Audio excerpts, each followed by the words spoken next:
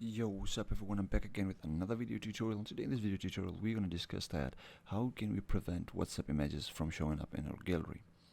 So if you don't want to see the WhatsApp images in your gallery from a specific person or specific group, what you need to do is go to your WhatsApp, and after that simply just go to the group that you want the images to not appear in your gallery. Click on the group's icon and go to its info, and after that what you need to do is go and scroll down, and after that you'll find media visibility option here.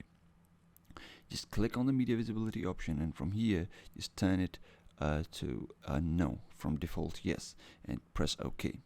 Okay, once that's done, now basically what happens is your WhatsApp folder in your media file that has your WhatsApp data, it has separated into 3 different options. So if we go there into our media file and go to our WhatsApp data, now if I go to the media and the images section, you'll see that there are 2 more folders.